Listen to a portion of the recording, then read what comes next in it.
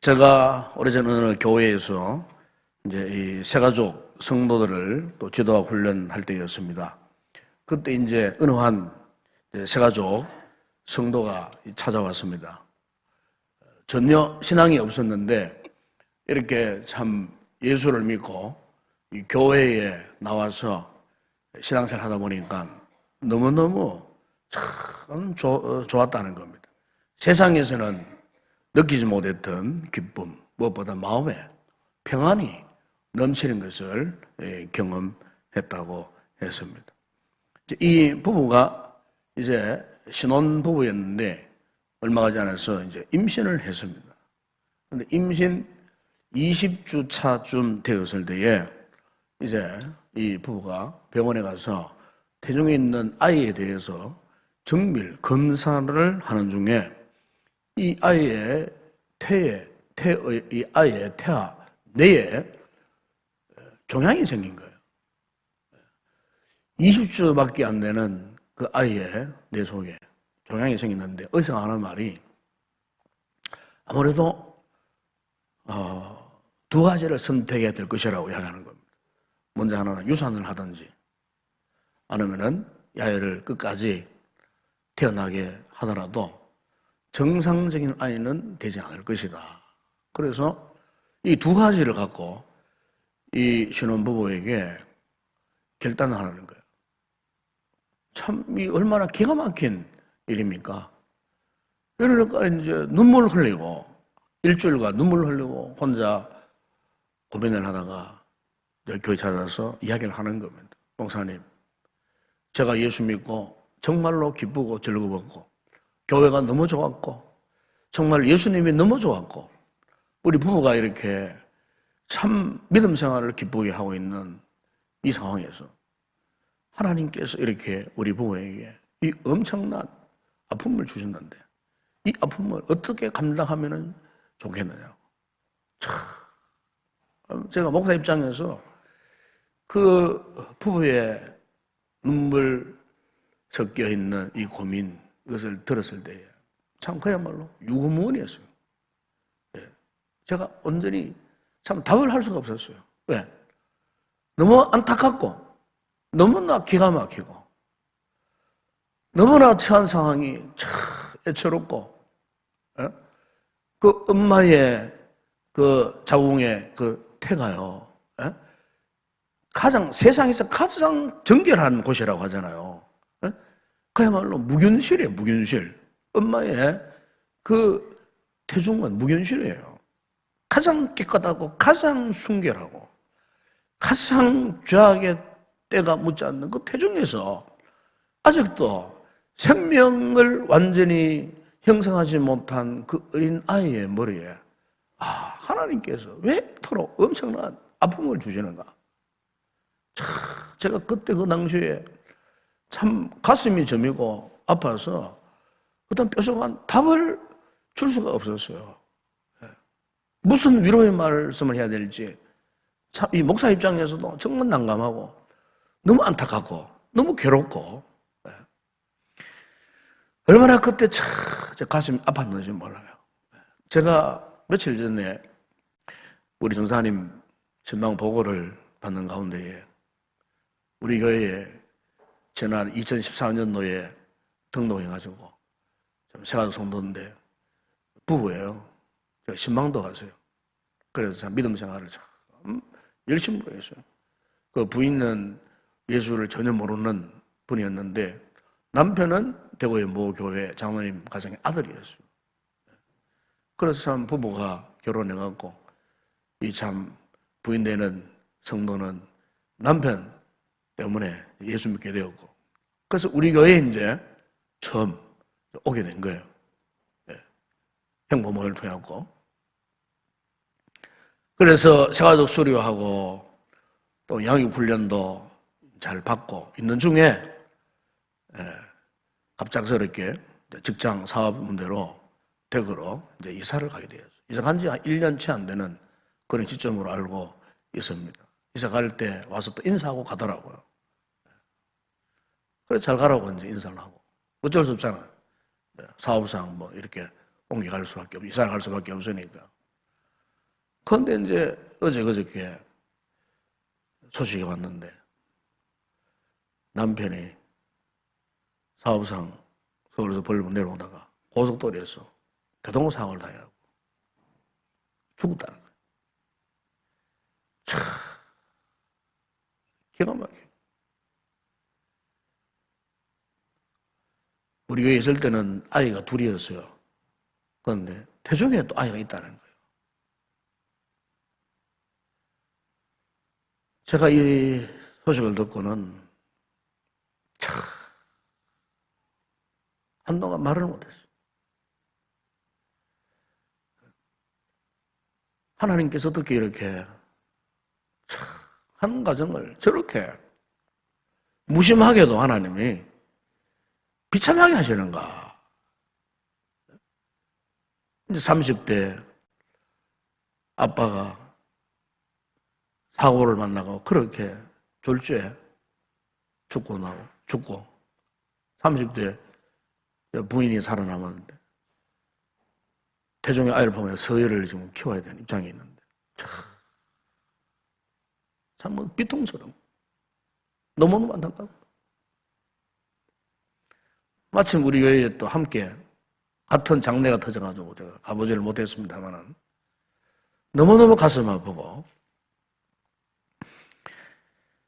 하나님이 이토록 왜 이렇게 때때로 우리 인생을 이렇게 안타깝게 하고 괴롭게 하고 고통스럽게 하는 거예요. 그래서 제가 이 같은 이제 상황들을 만나면서 오늘도 그런 생각을 해봤어요. 과연 인생이란 무엇인가? 우리 인생이란 무엇인가? 과연 나는 누구인가? 나는 지금 어떤 모습으로 어떤 자리에 머물러 있는가? 이런 상황을 만날 때면은 참 우리는 우리 인생을 한번 돌아보지 않을 수가 없어요. 내가 지금까지 어떻게 살아왔는가? 또 앞으로 내가 어떤 일을 만날 것인가? 우리 예측할 수 있겠어요? 예측할 수 없어요. 부지불식간에 이런 험악한 인생 역경을 만나리라. 누가 안 만나리라. 누가 장담하겠어요? 누구이든지 이 같은 갑작스런 이런 인생의 역경, 불행이 항상 준비되어 있는 거예요. 그래서 우리 믿음의 사람들은 이런 인생의 어떤 역경, 불행 이런 것들이 언제 어느 때에 나에게 밀어 덮쳐온다 할지라도 이것을 능히 이겨낼 수 있는 준비, 이 신앙의 준비, 믿음의 준비를 잘 해야 합니다. 여러분 오늘 보면 창세 45장 6절에 보면은 이런 말씀이 있어요. 이 땅에 2년 동안 흉년이 들어서나 아직 5년은 밭갈이도 못하고 추수도 못할지라 그랬어요. 그러니까 지금까지 흉년이 2년 동안 지속되어 있어요. 2년 동안 계속 지속되어 있어요. 그런데 아직 얼마 남았다고요? 아직 5년이 남아있는 상태라는 것입니다. 저는 여기서 이 같은 2년과 5년 사이에 남아있는 우리 인생, 이 과정, 그죠? 이것이 바로 오늘 우리 인생이 아닌가.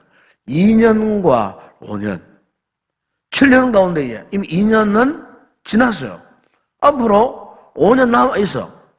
우리 인생의 흉년이 아직 5년이 남아있다 이겁니다. 예? 문제는 오늘 우리의 신앙생활이 뭐냐. 이 5년, 남아있는 이 5년을 어떻게 우리가 지날 것인가. 이 5년 동안의 인생 흉년을 우리가 어떻게 통과할 것인가.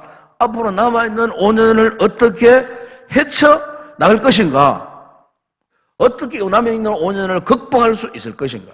오늘 이 본문을 보면은 야곱의 가족 공동체가 이 인생의 위기를 어떻게 극복할 수 있었는가를 말씀하면서 그 원인은요, 요셉 때문에.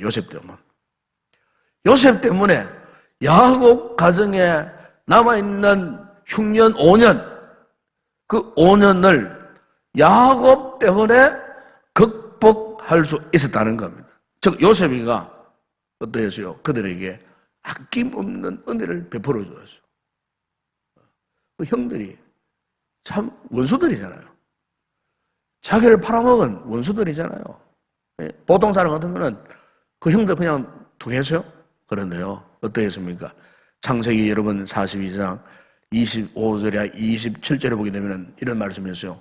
명하여 곡물을 그 그릇에 채우게 하고 각 사람의 돈은 그의 자루에 도로 넣게 하고 또 길 양식을 그들에게 주게 하니 그대로 행하였더라. 그들이 곡식을 나귀에 싣고 그곳을 떠났더니 한 사람이 영안에서 나귀에게 먹이를 줄이고 자루를 풀고 본즉 그 돈이 자루 아귀에 있는지라. 45장 7절에 보게 되면 오늘 본문에 보세요. 하나님이 큰 구원으로 당신들의 생명을 보존하고 당신들의 후손을 세상에 두시려고 나를 당신들보다 먼저 보내셨나니 그래야죠. 그러니까 요셉이가 지금 2년 흉년을 지나고 다시 양식을 구하려고 하세요. 왜? 앞으로 5년 남아있기 때문에. 이 5년 흉년을 극복하기 위해서 누굴 찾아왔어요? 요셉이를 다시 찾아왔어요. 요셉이가 그 형들에게 자루에다가 양식만 가득가득 채워준 거 아니에요. 그 양식 값에 대한 돈까지도 다시 도로 그냥 아기까지 가득 그냥 채워줬어요. 넘치도록 채워줬어요. 그러니까 요셉이가 이 원수들에게 그냥 은혜로 갚은 은혜로. 악으로 갚는 것이 아니고 악을 은혜로 다 갚은 거예요. 사랑하는 여러분, 우리가 인생을 살면서 삶을 살 때에 우리에게도 이런 흉년이 옵니다. 흉년. 아니 지금 우리의 인생 믿음 생활이 어떤 면에서는요 2년이 지나고 또 앞으로 다가올 5년을 지금 통과해야 할 그런 상황이에요. 이런 상황 속에 때로는 물질이라고 하는 흉년이 올 수도 있고 사업이라고 하는 흉년이 올 수도 있고 이렇게 또 사랑하는 사람이 먼저 세상을 떠나는 슬픔이라고 하는 또 흉년도 올 수 있어요. 각종 흉년. 건강의 흉년도 올 수 있어요. 각종 이런 흉년이 올 때에 과연 우리가 이 흉년을 어떻게 헤쳐 나갈 수 있는가? 네? 과연 내가 만난 이 인생의 흉년을 누가 돌봐줄 수 있겠는가? 누가 나의 필요를 그때마다 채워줄 수 있겠는가? 나도 알지 못하는 사이에 내가 메고 있는 그 빈자리에 누가 양식을 채워줄 것이며 누가 그 위에 덤으로 더 많은 것을 아기까지 가득 채워줄 자가 누구인가? 오늘 우리가 이 본문을 통해서 영적으로 깨닫게 되는 것은 여러분 오늘 인생 중년 속에 우리가 가지고 있는 이 빈 자루에 하나님의 은혜가 채워져야 하는 것입니다. 아멘? 하나님의 은혜. 여러분의 삶의 자루에 하나님의 은혜가 채워져야 돼요. 오늘 이 자리에서 잊지 말할 것은 이거예요. 하나님의 은혜. 이 은혜를 잊어버려서는 안 된다는 거예요. 네? 아직도 지금 우리의 삶은 흉년 상태예요. 앞으로 5년을 더 버티고 나가야 할 그런 상황 속에 있는데 이것을 뚫고 이것을 버티고 극복하고 돌파할 수 있는 방법은 다른 방법이 없어요. 은혜의 방법 외에는 다른 방법이 없어요. 여러분 오늘 우리가 믿음 생활을 하고 있는데 믿음 생활의 이 좌표가 뭐냐? 이 좌표의 출발 지점이 뭡니까? 은혜입니다. 은혜. 이걸 꼭 아셔야 돼요. 여러분의 힘이 아니에요. 여러분의 노력도 아니고 여러분의 방법도 아니에요. 세상의 어떤 물질의 힘도 아니에요. 우리의 믿음 생활의 영적인 좌표는요. 시작점, 출발점 그 말이에요. 출발점은 은혜. 이 은혜로 시작하지 않으면은 우리의 인생, 흉년 같은 인생 극복할 수 없어요. 네. 중요한 것은 지난 2년보다도 5년이 더 중요한 거예요. 이 5년의 세월, 이것을 우리가 어떻게 극복할 수 있겠는가, 어떻게 이겨낼 수 있겠는가. 네. 은혜입니다, 은혜. 그래서 우리 은혜를 사모해야 되는 거예요. 네. 은혜를 사모하면은 쉽게 포기하지 않습니다. 은혜를 사모하면은 교만할 수도 없습니다. 은혜를 사모하면은 탁 정신을 차리고 탁 또 온 힘을 다해서 하나님을 의지할 수 있어요. 네. 그래서 은혜. 우리 은혜에서 떨어져 보세요. 은혜를 사모하는 마음이 멀어져 보세요. 영적으로 안일무사, 영적 침체에 빠질 수밖에 없어요. 그래서 요셉이가 형들에게 이렇게 말합니다. 45장 6절에 이 땅에 2년 동안 흉년이 들었으나 아직 오늘은 밭갈이도 못하고 추수도 못할지니라. 예. 이 말은 무슨 말이에요? 하나님께서 전적으로 베풀어 주시는 은혜가 아니고는 이 흉년을 극복할 수 없다는 겁니다. 예. 예. 지금까지 경험했던 내 인생의 어려운 시련, 역경, 고통. 예. 그러나 앞으로 남아있는 5년, 아마 여러분 삶을 돌아보세요. 여러분도 아마 지금까지 겪었던 많은 삶의 고초들이 있었죠? 역경도 있었죠? 화난도 있었어요. 그러면은 앞으로는 없겠는가? 아니에요. 어쩌면은요, 앞으로 남은 5년 동안은요, 내가 지난 과거 2년 동안 경험했던 시련 역경보다도 더 큰 것이 올 수도 있어요. 여러분들 뭐 협박하는 말이 아닙니다. 더 큰 어려운 문제가 올 수도 있어요. 네. 2년 흉년 기간보다도 비할 수 없는 5년 흉년이 지금 기다리고 있다는 거예요. 그래서 오늘 본문에 보시면은 요셉이가 그 2년 흉년을 헤치고 달려온 형들에게 계속해서 무엇을 이야기하냐면은 계속해서 그가 하나님의 은혜를 계속해서 그 형들에게 각인시켜 주는 것을 볼 수 있어요. 여러분 45장 5절에 보면은 당신들이 나를 이곳에 팔았다고 해서 근심하지 마소서, 한탄하지 마소서. 하나님이 생명을 구원하시려고 당신들보다 먼저 보내셨나이다. 45장 7절 8절 보세요. 하나님이 큰 구원으로 당신들의 생명을 보존하고 당신들의 후손을 세상에 두시려고 나를 당신들보다 먼저 보내셨나니 그런즉 나를 이리로 보내있는 당신들이 아니요 하나님이시라. 하나님이 나를 바로에게 아버지로 삼으시고 그 온 집의 주로 삼으시며 애굽 땅의 통치자로 삼으셨나이다.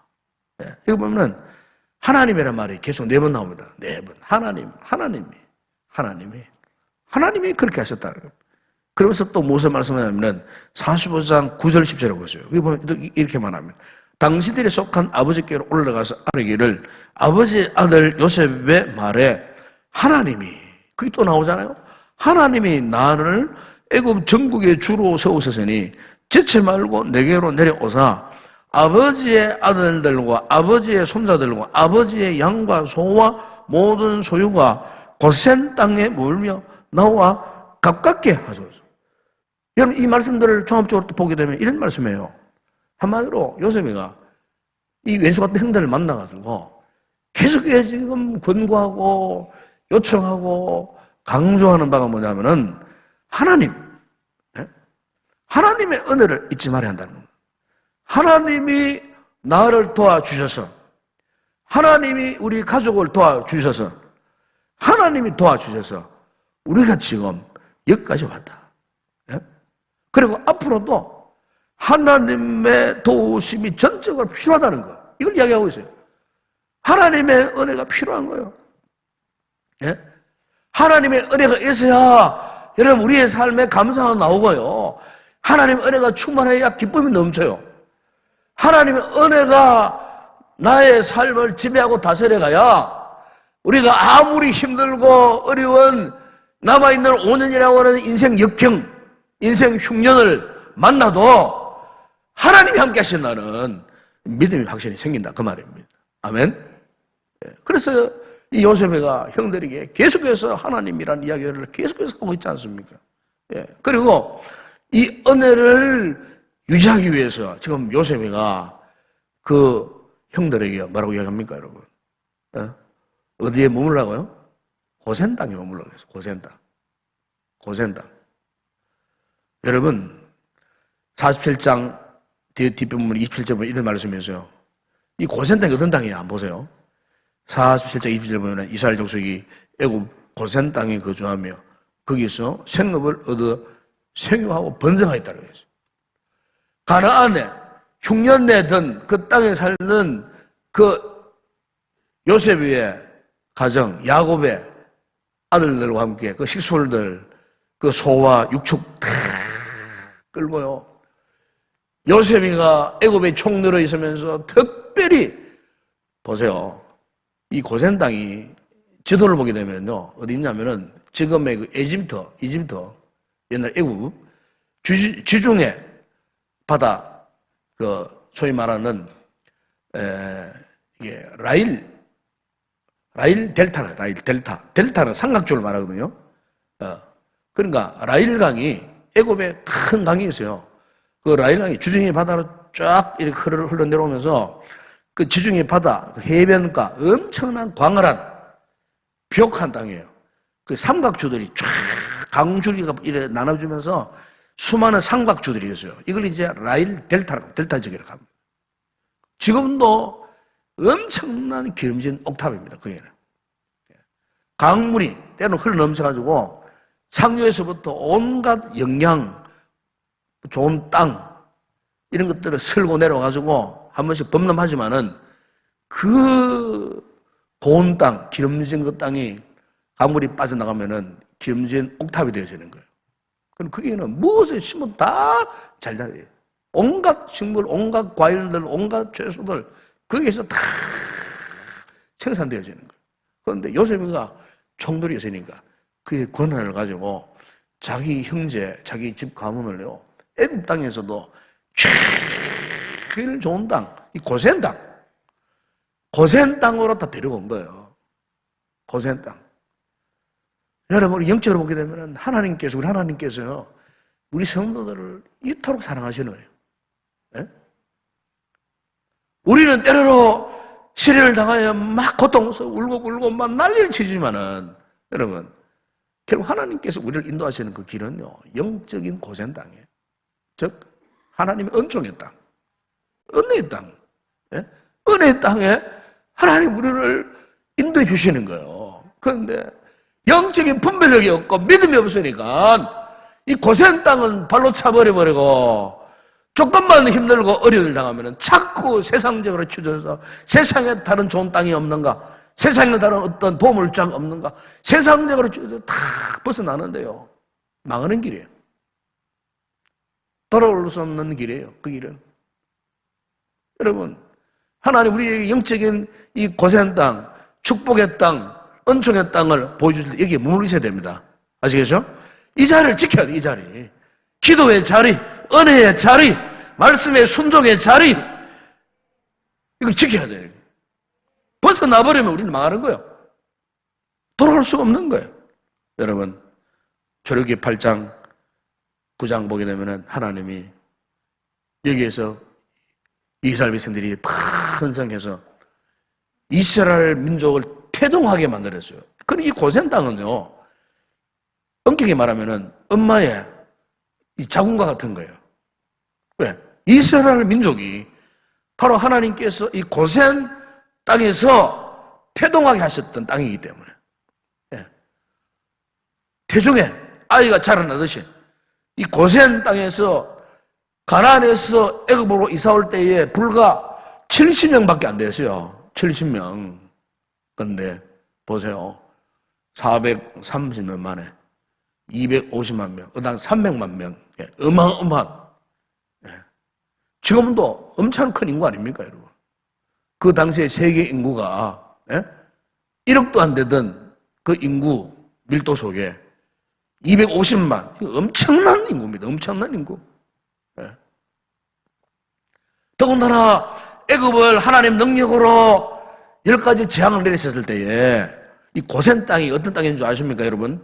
출애굽기 8장 20절에 보면은 그날에 나는 내 백성이 그중하는 고센 땅을 구별하여 그곳에는 파리가 없게, 파리 재앙을 내렸을 때에 파리가 없게 하려니 이로 말미암아 이 땅에서 내가 여호와인 줄을 네가 알게 될 것이라. 출애굽 9장 26절에 보면은 이스라엘 자손들이 있는 그곳 고센 땅에는 우박이 없었다. 우박 재앙을 내렸을 때 하나님이 이 고센 땅, 이스라엘 백성들이 물로 살고 있는 고센 땅에는요, 일체 재앙이 내리지 않도록 흑암 재앙이 내려올 때도 고센 땅에는 광명한 햇살이 비쳐요. 네. 하나님이 이 고센 땅을 끝까지 지키시고 보호해 주셨다는 거예요. 누구를 통해? 요셉을 통해서. 사실 요셉이는요, 장차 오실 예수 그리스도를 상징하는 인물이라고 그렇게 해석을 합니다. 예수 그리스도를, 구원의 주, 우리 주 예수 그리스도, 예수님을 상징하는 인물이라는 거예요. 그를 통해서 이스라엘 백성들에게 하나님의 엄청난 이런 은혜를 베풀어 주신 거예요. 하나님은 무슨 말씀입니까? 여러분, 오늘 우리 인생에 때로는 예측 불허의 이런 영적인 흉년들이 올 수 있어요. 흉한 일들이 올 수 있어요. 네? 가슴을 치고 안타까워하고 눈을 수밖에 이런 예측 불허의 상황들이 올 때 무슨 힘으로 우리가 그것을 극복할 수 있겠어요? 고센 땅에 몰려있는 성도는 능히 그것을 이겨낼 수 있습니다. 예? 누가복음 17장에 보게 되면은 10명의 나위 환자들이 예수님을 찾아왔어요. 그들이 주님을 찾아왔을 때는 한결같이 다 고침받고 싶은 간절한 마음으로 갖고 와서 그래서 주님이 그들의 병을 고쳐주셨어요. 그런데 문제는 그들 인생의 문제가 해결되자 두 부류로 나누어집니다. 9대 1로 9명의 유대인 나비 환자들은 고침받고 각자의 집으로, 각자의 갈 길로 다 가버렸어요. 유독 한 사람이 주님을 찾아와서 사마리아 출신 유대인들에게 멸시 천대받는 상종도 하지 않는 사마리아 나비 환자만 자신의 고침을 받은 그 하나님의 은혜에, 주님의 은혜에 감사해서 그 앞에 와서 무릎을 꿇고 감사해서 이때 주님께서 이 두 부류를 보시고 주님 이렇게 탄생하셨어요. 11장 17절에 보게 되면 예수께서 이르시되 10사람이 다 깨끗함을 받지 않아야 했느냐? 그 9은 어디 있느냐? 여러분, 우리가 믿음 생활을 잘못하면은 9명에 속할 수 있습니다.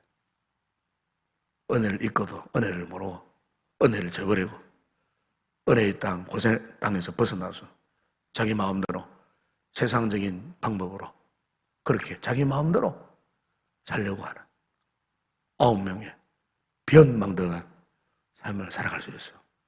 그런 한 사람, 이 사람은 은혜를 입고 은혜가 무엇인 줄을 깨닫고 그리고 은혜 속에 머물고 싶었어요. 결국 그는 몸만 고침받은 게 아니에요. 영원히 구원받았어요. 하나님이 얼마나 그를 축복하셨는지 몰라요. 산 여러분, 그렇습니다. 오늘 우리가 아무리 인생이 힘들고 어려워도요, 우리 인생의 좌표, 인생의 출발점 분명해야 됩니다. 우리가 무슨 일을 하든지 간에 은혜로 시작해야 할 줄로 믿습니다. 그래서 우리는 은혜를 잊어버리면 안 돼요. 은혜를 저버리면 안 돼요. 분초라도 은혜를 잊어버리면 안 돼요. 망각게 버리면 안 돼요. 시편 103편 1절에 2절에 시편 다윗이 이런 고백을 했습니다. 내 영혼아 여호와를 송축하라. 내 속에 있는 것 따라 다 그의 거룩한 이름을 송축하라. 내 영혼아 여호와를 송축하며 그의 모든 은택을 잊지 말지어다. 은혜를 잊지 말라. 시편 106편 10절에 14절에서는 내게 주신 모든 은혜를 내가 무엇으로 보답할까? 그래서 무엇으로 보답할까? 하나님의 은혜, 주님의 은혜를 내가 무엇으로 보답할까? 오늘 우리 성도들이 이 같은 심정으로 믿음 생활 할 수 있기를 바랍니다. 예, 그런 성도는 아무리 힘들고 어려운 그런 역경을 만나도 이 5년, 6년 그 끈이 돌파하고 이겨내는 승리의 사람들이 될 줄로 믿습니다.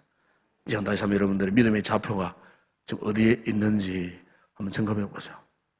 내 믿음의 좌표가 어디에서 출발하고 있느냐? 은혜로 시작하고 은혜로 출발하는 성도들 되기를 주의 이름으로 축원합니다.